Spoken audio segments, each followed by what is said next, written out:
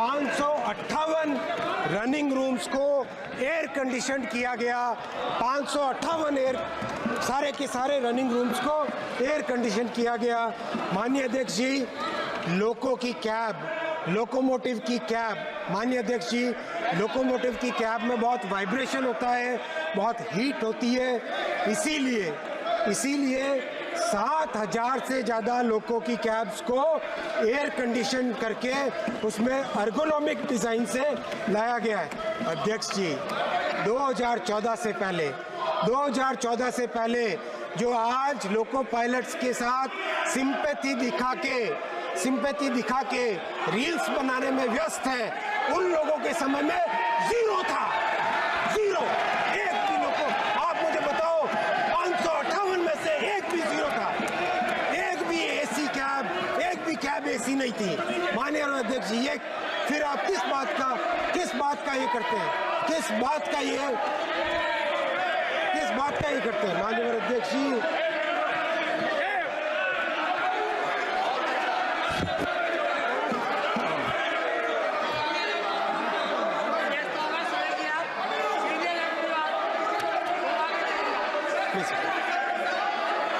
माननीय अध्यक्ष जी, मैं आऊँगा।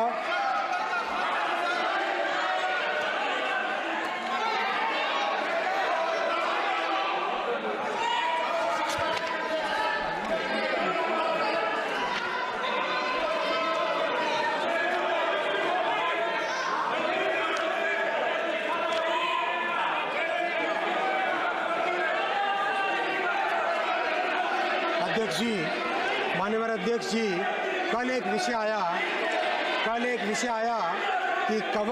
कि केरला में एलोकेशन बिल्कुल कम है। माननीय अध्यक्ष जी, केरला के मान्यवर सांसद सुन ले, यूपीए के कार्यकाल में केरला को मात्र 372 करोड़ रुपए देते थे एवरेज, यूपीए के कार्यकाल में। माननीय अध्यक्ष जी, आज प्रधानमंत्री श्री मोदी जी 3011 करोड़ रुपए केरल को दे रहे हैं, 3011 करोड़ रुपए। माननीय अध्यक्ष जी, तमिलनाडु का कल विषय आया, तमिलनाडु को यूपीए के कार्यकाल में मात्र 879 करोड़ रुपीस मिलते थे। आज माननीय अध्यक्ष जी 6,362 करोड़ रुपीस मोदी जी तमिलनाडु को दे रहे हैं। माननीय अध्यक्ष जी,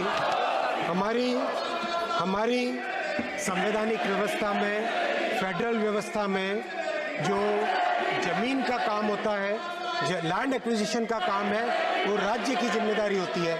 मैं आपके माध्यम से माननीय सांसदों से निवेदन करूंगा कि आप केरला और तमिलनाडु में पूरी तरह से सहयोग करें और लैंड एक्विजिशन के लिए हेल्प कराएं। आप बताओ माननीय अध्यक्ष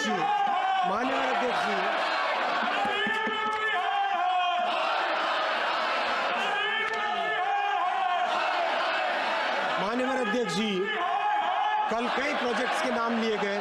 I will speak in English for the benefit of Tamil Nadu honourable MPs. Honorable Speaker sir, if you look at any of these projects, Attipattur new line, we require 189 hectares of land. The land acquired is zero. If you look at Madurai Tuticorin Aruppukkottai new line, the land required is 871 hectare. The land acquired is only 75 hectare. If you look at Morapur Dharmapuri new line, the land required is 91 hectare. The land which has been acquired by the government of Tamil Nadu is only zero. That is the condition, Honorable Speaker sir. We require 2,749 hectares land in Tamil Nadu to complete the projects. Unfortunately, only 807 hectares of land has been acquired. Honorable Chairman sir, whatever we can allot, what's important is that the states must also come forward and acquire the land, make sure that the cooperation is given so that we can complete the railway projects. Honorable Chairman Sir, if you look at any state, the record allocation has been made in the current budget.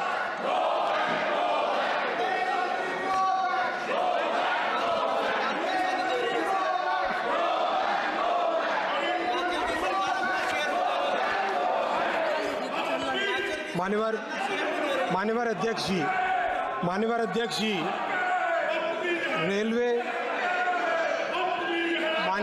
Ji, railway के electrification पे बहुत चर्चा हुई और उसके जो benefit अभी मिलने लगे हैं वो मैं रिकॉर्ड पे आपके माध्यम से रखना चाहूँगा। अगर हम देखें करीब 50 वर्षों में मात्र 20,000 किलोमीटर का रेलवे इलेक्ट्रिफिकेशन हुआ था। मात्र 20,000 किलोमीटर का इलेक्ट्रिफिकेशन हुआ था।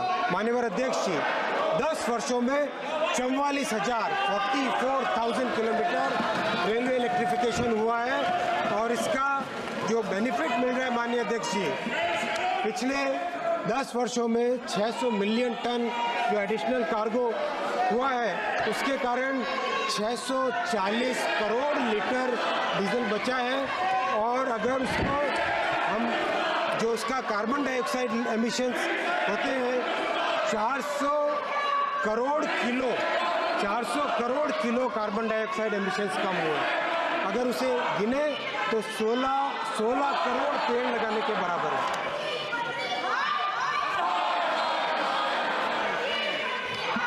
माननीय अध्यक्ष जी, मैं अभी शेष विषय पर आऊँगा। माननीय अध्यक्ष जी, रेलवे बहुत ही एक महत्वपूर्ण संस्था है जिस संस्था के लिए हम सबको मिलके प्रयास करने पड़ेंगे और इसमें विपक्ष हो, अपक्ष हो या पक्ष हो, सभी की जिम्मेदारी होती है और इस जिम्मेदारी को सभी पूरा करें, ऐसा मैं आपसे निवेदन करूंगा। माननीय अध्यक्ष जी, मैं एक बार फिर माननीय प्रधानमंत्री जी को, माननीय वित्त मंत्री जी को धन्यवाद देता हूं और सभी मान्यवर सांसदों को धन्यवाद देना चाहता हूं कि आपने सबने चर्चा में भाग लिया। मान्यवर विपक्ष के सांसदों का भी धन्यवाद देना चाहूँगा कि आपने भी कई अच्छे शब्द बोले रेलवे के लिए और आपने जो भी आपने कंस्ट्रक्टिव सुझाव दिए उन सभी सुझावों पे काम करेंगे, ऐसा मेरा आपसे निवेदन है। बहुत बहुत धन्यवाद। माननीय सदस्यों, रेल मंत्रालय से संबंधित अनुदानों की मांग पर सदस्यों द्वारा अनेक कटौती प्रस्ताव प्रस्तुत किए गए। मैं अब सभी कटौती प्रस्ताव सभा के मतदान के लिए रखता हूं। प्रश्न ये है कि माननीय सदस्यों द्वारा प्रस्तुत सभी कटौती प्रस्ताव स्वीकृत किया जाए। जो सदस्य इसके पक्ष में हाँ कहें, जो सदस्य ना कहें। मेरे विचार निर्णय हाँ वालों के पक्ष में हाँ वालों का कटौती प्रस्ताव स्वीकृत हुए। अब मैं रेल मंत्रालय से संबंधित वर्ष 24-25 की अनुदान मांगों के सभा के मतदान के लिए रखता हूं।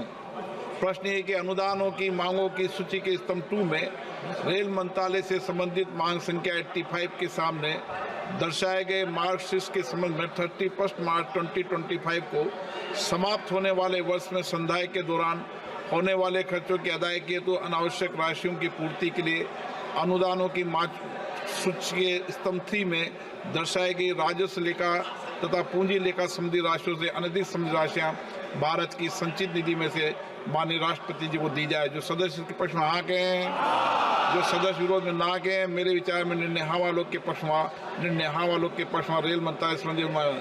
माननीय सदस्यगण, मैंने सभी माननीय सदस्यों को बोलने का अवसर दिया। कल देर रात को 11 बजे तक सदन चला और अंतिम माननीय सदस्यों को बोलने का मौका दिया और माननीय मंत्री जी भी पूरे समय सदन में उपस्थित रहे और एक एक माननीय सदस्यों की उन्होंने बात की। जब माननीय मंत्री जी जवाब दे रहे थे तो अच्छा होता कि माननीय सदस्यों को, विशेष रूप से प्रतिपक्ष के माननीय सदस्यों को, माननीय मंत्री जी की सारी बातों को सुनते। अगर कोई उसमें विषय उठाना होता तो मैं उनके बाद में उनको सवाल का उठाने का प्रश्न उठाने देता। लेकिन ये व्यवस्था है कि माननीय मंत्री जी बोल रहे हैं तो किसी भी माननीय सदस्य को उसमें बीच में इंटरप्ट करने का और प्रश्न पूछने की व्यवस्था कभी नहीं रही, न कभी परंपरा रही। और मैंने पूरे समय देर रात्रि तक सभी मान्य सदस्यों को सुना। ये अच्छा परंपरा नहीं है और अच्छी परिपाटी भी नहीं है। और माननीय मंत्री जी से आग्रह करता हूं कि कभी भी कोई मान्य सदस्यों के बैठे कोई भी मान्य सदस्यों का रेस्पॉन्स नहीं करना चाहिए।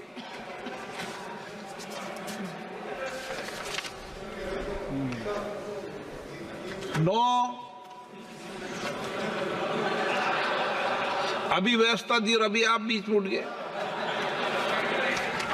और मैं कहूंगा कभी भी इधर के सदस्य बोल रहे हैं तो भी हमें इंटरप्ट नहीं करना है।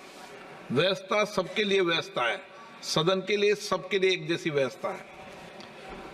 शिक्षा मंत्रालय से संबंधित अनुदानों की मांगे। अब सभा में शिक्षा मंत्रालय से संबंधित अनुदानों की मांग संख्या 25 और 26 को चर्चा के मतदान के लिए लाया जाएगा। सभा में उपस्थित जिन मान्य सदस्यों को शिक्षा मंत्रालय से संबंधित अनुदानों की मांगों पर कटौती प्रस्ताव परिचालित किए गए हैं, यदि वे अपने कटौती प्रस्ताव प्रस्तुत करना चाहते हैं तो 15 मिनट के भीतर सभा पटल पर अपनी पर्चियां भेज दें, जिसमें उन कटौती प्रस्ताव की संख्याएं लिखी हो और जिनको प्रस्तुत करना चाहते हैं। इस प्रकार प्रस्तुत किए गए कटौती प्रस्ताव की क्रम संख्याओं को दर्शाने वाली सूची में कुछ समय पश्चात सूचना पट पर लगा दी जाएगी। यदि सदस्यों को उस सूची में कोई विसंगति मिले तो वो अपनी सूचना सभा पटल पर मौजूद अधिकारी को दे सकते हैं। Item number 18